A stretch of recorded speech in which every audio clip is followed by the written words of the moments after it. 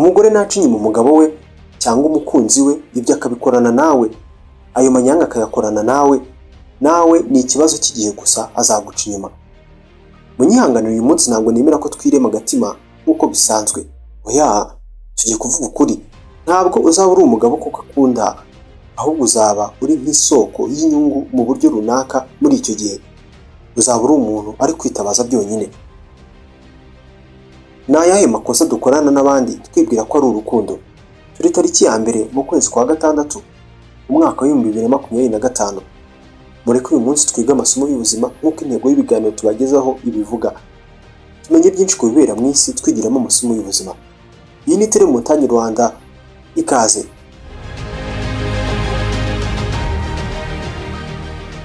Rimwe ngo hari ubwo abagore babafunga amaso bagakorana amakosa n'abo bagore, aho umugore aba ashobora guta umugabo yubatse hanyuma nawe ukamwakira ngo iri ni ikosa. Niba umugore ataye indangagaciro ze abigukoreye, ujye wibuka ikintu kimwe, ko ataba ahindutse. Nta zindi ndangagaciro nshyashya yubaka cyangwa se arema muri we zo kukurinda n'ibyawe byose wasanze. Muribuka amagambo twatangiranye? Biriya byose mukorana mu ibanga nibyo azagukora nawe mu ibanga igihe uzaba udahari. Burya umugore naca inyuma umugabo akamuta ngo aje mubane, n'ubundi nawe aba yabigukora yewe munari kumwe.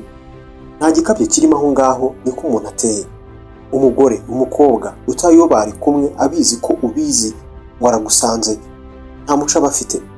Ikibazo arabikwereka ariko nawe ntubibona, abenshi muri mwebwe. Reka rero tubivugeho. Kugira umugore agutindeho bisaba ko aba afite amahame n'imirongo nshingirwaho ituma kuguma hafi cyangwa se aguma mu buzima bwawe. Niba atari uko bimeze, ntabwo uzabasha kumugumana. Mu mibanire n'abandi uko byagenda kose, habaho igihe amafaranga ashirana ba nyirayo cyangwa se akagabanuka. Igihe ibyo yakoreraga umuntu atangira kumva ari ibisanzwe, nta kidasanzwe kikibamo. Muri iki gihe amagambo meza aryoheye amatwi biba bisa nkaho ntacyo aba kivuze, cyane cyane mu matwi y'uwo nguwo bikorera cyangwa se uyabwira, ku buryo biba bisa nkaho nta kintu kikijya mbere. Ese umugore mukorana ingeso mbi mwishingikirije ibyo byose, nibishira azagumana nawe? Igisubizo ni oya. Uretse byonyine aba yarahujwe nawe n'icyemezo gikomeye, aho kuba uduhenda abana duto nk'utwo ngutwo. Umugore ugumana nawe kubera ko byonyine mwishimye, umushimagiza kubera ko umeze neza mu buryo bw'ubukungu, uwo ni nk'umuguzi, ni umucuruzi. Ni umuguzi kuko abana nawe kubw'inyungu agukuraho. Abantu nk'aba rero, iyo inyungu bagukuraho zashize, ubona undi muntu utaruzi. Ikindi cya kabiri, umugore uca inyuma undi mugabo akabikora ku bwawe, uzahore witeguye ko nawe ibyo yabikora abikorana n'undi mugabo. Ntabwo nigeze nkora ibi bintu mbere na hose, uratandukanye wowe. Ndumva mfite ubwoba kuba ndi kubikora, ndi guhemuka. Aya magambo umuntu uca inyuma undi arayakoresha ukumva ko ari byiza, kandi ukumva urakaze, ufite igikundiro nyine kuko wowe ari wowe yasanze. Gusa ntuzahumwe amaso n'ayo magambo. Ntabwo nsanzwe niyumva gutya rwose, niko avuga. Umugore nabi nkundamugayo kubera wowe, ntuzategeze ko wowe uri umwihariko, ahubwo uri ikirangaza cye muri uwo mwanya. Nta gitangaza kirimo, nawe azaguhemukira igihe runaka. Haba habura gusa ko haboneka umugabo ukurisha ububasha, cyangwa se akaba akurusha inkuru ziryoheye amatwi, ubundi akakubera uko yahoze ubwo wamutwaraga abandi. Ni abagore. Ikintu cya gatatu, umugore nuramuka umutsindiye kubera ko wagize ibyo umwereka nk'igiciro cy'ubuzima bwiza buri hejuru, nawe azaguta nabona ibirenzeho.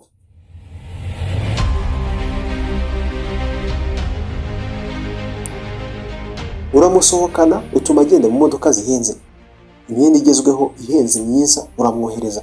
Umugabo azakora ibishoboka byose kugeza no kumwishyura inzu yo kubamo, ku buryo ahubwo yanamugurira inzu yo guturamo, gusa agamije kumutwara undi. Ibyo si ubudahemuka ku mugore, ahubwo umugore uba usa naho uri kumugura.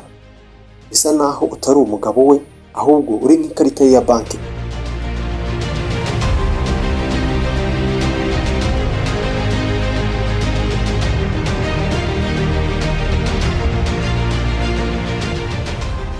Mu buzima ntuzemere wa mugore ukugeraho akakwita ko ngo wowe udasanzwe. Ntabwo usanzwe. Ntabwo nzigera niruka ku mugabo uwo ari we wese usibye wowe. arakubeshya. Ubundi sinjya nkundana cyangwa se ngo nizere abasore usibye wowe. Ubundi nawe arakubeshya. Sinjya njya mu gikoni sinakubura ariko kubera wowe. Ibyo ni ibinyoma byambaye ubusa, ahubwo bisigirije uburyohe nk'uturuka mu buki cyangwa se isukari.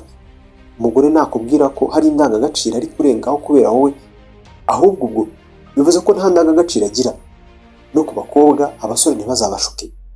Ntazo, nta ndangagaciro, ni uduhenda abana turi aho gusa, utwo ngutwo bene utwo tuntu. Ikibabaje ni uko koko utari amahitamo ya nyuma cyangwa se yihariye nk'uko abivuga, ahubwo uri amahitamo ya kabiri, amwe ya kabiri maba. Ahubwo ntabwo wabyizera, gusa nyumva neza aho tugeze. Reka mbanze mbibutsa akantu gatoya. Hano tukugezaho ibiganiro, inkuru zigezweho kandi amasomo y'ubuzima, byose tukabikora mu ntego imwe, ariyo kumenya byinshi kubera mu isi ariko twigiramo amasomo y'ubuzima. Manuka munsi y'iyi video ukanda subscribe. Guhera uyu munsi ntabwo uzigera ucikwa, ntabwo uzongera gucikwa n'ibiganiro bishya byacu tukugezaho, kandi urakoze kuba ubikoze muri aka kanya. Umuco ntacyo uvuze, ariko nanone imigirire n'imiterere ye nibyo by'ingenzi. Ashobora kuba ari umugore, umukobwa waturutse mu rugo ruzi kurera neza, rurera abana neza, umwana w'umukuru w'itorero cyangwa se pasiteri, umwana ukomoka ku mugabo wiyubashye utagira amanyanga, w'inyangamugayo, cyangwa se akaba ari umukobwa wambara neza byiyubashye. Nyamara ibyo byose akabirenga, akakubera mubi, ukuzima ahubwo utazigira wibagirwa cyangwa se ngo wihanganire ku isi. Ni abagore. Ntabwo tureba ibyerekeye idini asengamo, ubwoko aturukamo cyangwa se agace iyo tugeze ku bagore, umuzungu cyangwa se umwirabura. Oya, ibyo si ngombwa, ahubwo ni muntu ki. Buri gihe nushaka guha umugore amanota uzashingire ku kintu kimwe. Bimusaba iki ngo arenge ku mategeko, ku mabwiriza? Rimwe ryonyine rirahagije. Ibwiriza risuzumirwa honyine igihe ari mu bihe bigoye cyangwa se bikomeye, aho kuba aho ryabwiriza rifatirwa cyangwa se ritangirwa. Ibwiriza rizasuzumirwa honyine cyagiye ari mu bihe bigoye. Mu buryo abagore aba yaguca inyuma akaguma kwiyita ko yarenganye. Ubu ushobora kuba ubayeho utagoheka ku buryo ubura nuko muvugisha uri mu kazi ukora ngo urebe ko byagenda neza, hanyuma ukumva ko wamutereranye ku buryo atangira kumva ari wenyine. Wowe ntabwo uheruka kumwandikira uti waramutse chérie, ugira umunsi mwiza. Ubwo uri mu kazi nyine, niko twabivuze. Hanyuma bazatangira asubize utumesaje twiza tw'abandika ku ruhande bamubwira ko ari mwiza. Azisetsa kenshi mu ijoro, wowe uri mu kazi. Umunsi wa mbere urashize utamwandikiye, we azabyita ko utakimwitaho. Azirukira mu maboko y'undi mugabo. Rero uzi ibintu azandika, ati nanjye nkwiriye kwishima. Aho ni ku rukuta rwa Facebook, WhatsApp cyangwa se Instagram. Azakubwira ati ndabyemera, narenze ku isezerano twahanye, ariko nanjye narengana, arampereranye.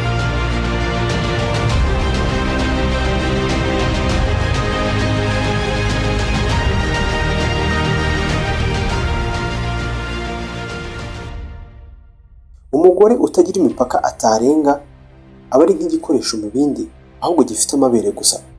Ahantu nsoma niko handitse, a woman without boundaries is a liability with breast.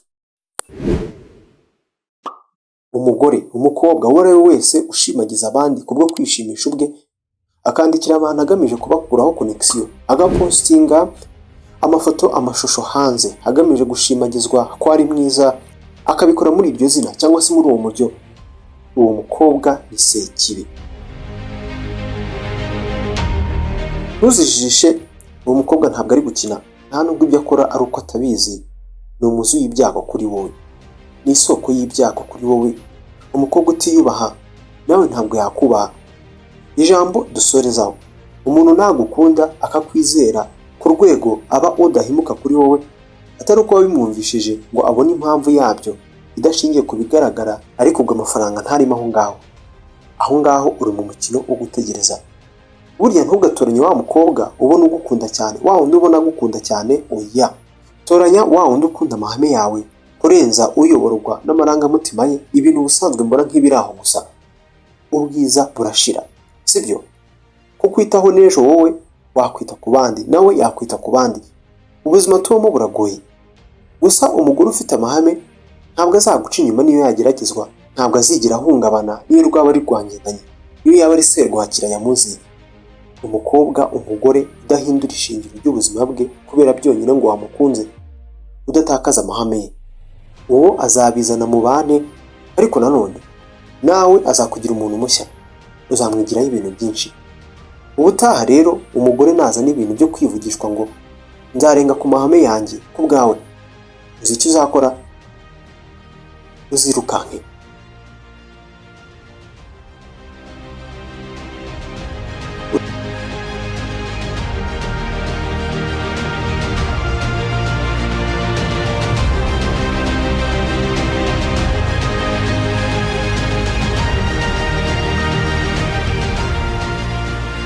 Inshuti bakunze mwari munkurikiye, ubuzima turimo buragoye kandi uko bugenda bucya burushaho gukomera no kuba amayobera akaze. Iyo ucunze nabi ntumenye watakariye. Umva amasomo y'ingenzi twungukira mu biganiro tubagezaho, amasomo yagufasha mu buzima. Ibi ni ibiganiro nkugezaho, ariko bikaba ibiganiro uba ushobora kugiramo nawe uruhare, aho usaba ingingo y'amatsiko wifuza ko nagukoreraho tugakomeza kwiyungura ubumenyi, dore ko ari nayo ntego cyangwa se ntero twashingiye uru rubuga, niyo ntego yacu. Iyi si uko byagenda kose kuyibamo bizadusaba ubwenge, ni hano tubuhaha rero. Sinzi ngo unkurikiye uri hehe, gusa iyi nkuru igukoze ku mutima, hereza ikiganiro like, ujye munsi y'iyi video wandike ijambo zigira riti duhereza ibindi, nanjye ndashyiramo agatege ubundi turusheho kubona amasomo y'ubuzima muri ubu buzima. Nitwa Mugisha Samuel, reka njyewe dusubire ubutaha.